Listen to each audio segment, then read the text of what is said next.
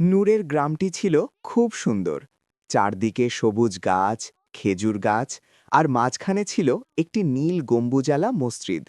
রমজানের শেষ দিনগুলোতে পুরো গ্রামটাই নরম আলো আর আনন্দে ভরে উঠত। এই গ্রামে থাকত ছোট্ট হাসান আর তার বোন আয়েশা। তাদের বাবা ছিলেন খুব দয়ালু মানুষ, আর মা ছিলেন খুব স্নেহশীল। রমজান মাসে তারা সবাই একসাথে নামাজ পড়ত, কোরআন তিলাওয়াত করত, আর আল্লাহর কাছে দোয়া চাইত। একদিন ইফতারের আগে হাসান হাতে নিয়ে এলো একটি সুন্দর ফানুস। ফানুসটি জ্বালাতেই চারপাশে নরম আলো ছড়িয়ে পড়ল। আয়েশা খুশিতে রঙিন বেলুন হাতে নিল আর বলল, ভাইয়া, ঈদ এসে গেছে মনে হচ্ছে।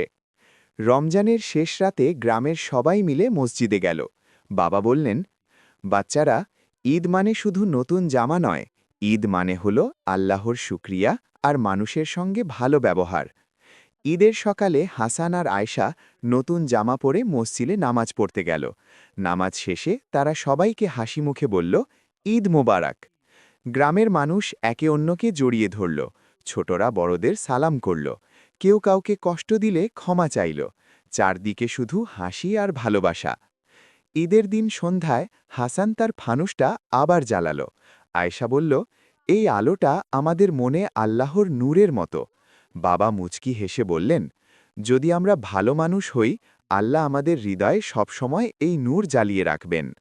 সেদিন নূরের গ্রামটা শুধু আলোতে নয়, ভালোবাসা, ক্ষমা আর আল্লাহর রহমতে ভরে উঠেছিল। ঈদ মানে আনন্দের সাথে সাথে ভালো আচরণ, ক্ষমা আর আল্লাহর প্রতি কৃতজ্ঞতা।